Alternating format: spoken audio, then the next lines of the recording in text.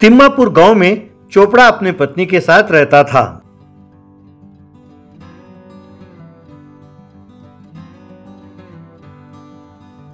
पत्नी का नाम था श्री लक्ष्मी। उनका एक बेटा था लड्डू। लड्डू जरा मंद बुद्धि का था। चोपड़ा अपने घर के पास ही आटे का चक्की चलाता था। आसपास की सब औरतें उसके पास गेहूं, चावल और दाल पिसवाने ले आते थे।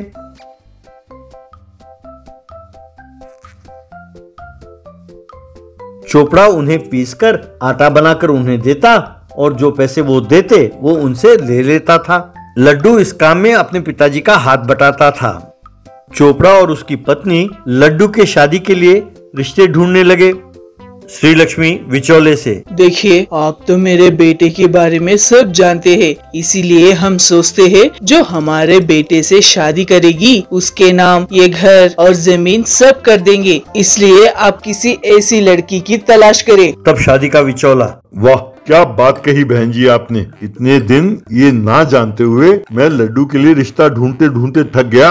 अब आप कह रहे हैं कि घर जमीन सब दे देंगे, अब लड़की ढूंढना आसान हो जाएगा। इस तरह कमला नाम की लड़की से लड्डू की शादी हो गई। कमला घमंडी थी और बहुत लालची थी। उसने केवल संपत्ति के लिए लड्डू से शादी की थी।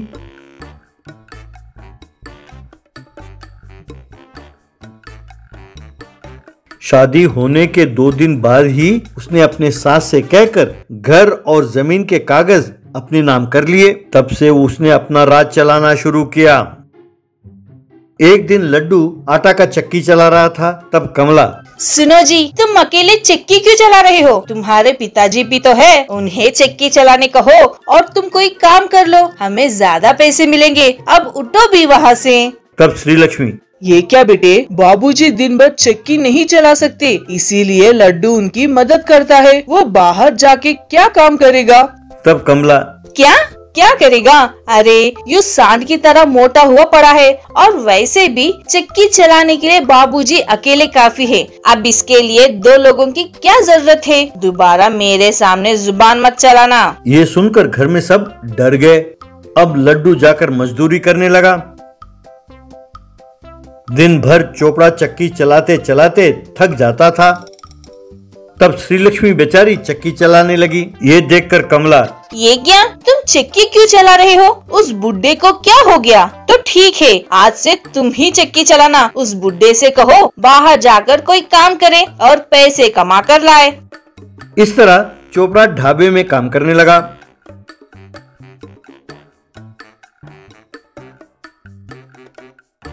एक दिन एक स्वामी जी आए और कहने लगे, भगवती भिक्षाम देहि माए, मुझे भूख लगी है, खाने को कुछ मिलेगा? यूं आवाज दी।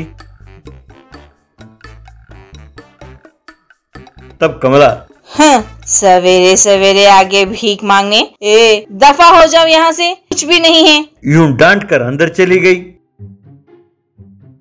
ये देखकर श्री लक्ष्मी बहुत दुखी हुई। उसने स्वामी जी से कहा, स्वामी जी जरा ठहरिए। कहकर अंदर गई और एक थाली में खाना लेकर आई।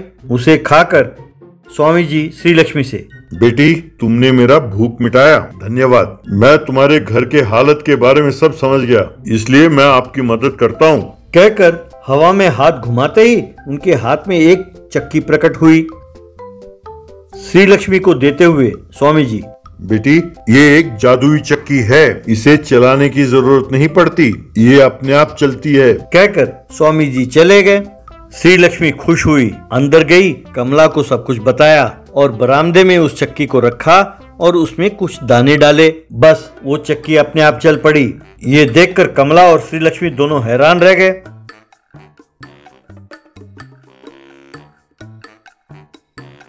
यूं श्री लक्ष्मी उस चक्की में दाने पीसती और लोगों से पैसे लेती। जब लोगों को उस चक्की के बारे में पता चला, सब उसे देखने आने लगे। दूर दूर से लोग ऑटो में बोरियां लेकर आने लगे और दाने पिसवाने लगे चक्की में।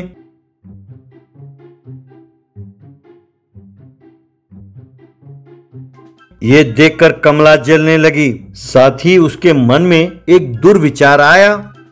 एक दिन उन सब से, सुनो, ये घर और खेत सब मेरा है, वो चक्की भी मेरी है। अब तुम सब ये घर छोड़कर दफा हो जाओ यहाँ से। मैं वो चक्की चलाकर पैसे कमा लूंगी। और हाँ, जो लोग उस चक्की देखने आते हैं उनके लिए मैं टिकट रखूंगी और इस तरह भी खूब पैसे कमाऊंगी। तब बेचारे वे तीनों गांव के बाहरी मंदिर में जाकर रहने लगे। अगले दिन कमला उस चक्की के सामने बैठी और उसमें दाने डाले, लेकिन वो चक्की चली नहीं। कमला, ए जादुई चक्की, तुम्हें हो क्या गया है? अब चलो भी। लेकिन चक्की हवा में उठी और कमला को मारने लगी।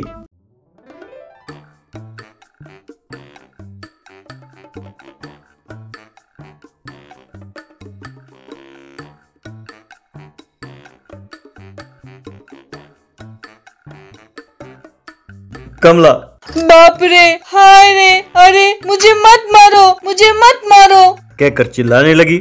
तब वो जादुई चक्की, क्यों घमंडी औरत, तुमने उन भले लोगों को घर से बाहर निकाल दिया। अगर तुमने अपने आप को नहीं सुधारा तो तुम्हारा और बुरा हाल होगा। इस बार सिर्फ मार नहीं पड़ेगी, तुम्हारी जान जाएगी, खबरदार। कहकर चक्की उसे मारने लगी। तब कमला, ठीक है, मुझे माफ कर दो, मुझसे गलती हो गई, दोबारा ऐसे नहीं करूँगी कहकर हाथ जोड़ा। तब चक्की फिर से जमीन पर उतरी। कमला मंदिर गई और चोपड़ा और उसके परिवार से माफी मांगा और उन्हें घर लौटने को कहा। उस दिन से कमला अपने सास, ससुर और पति का अच्छी तरह देखभाल करने लगी।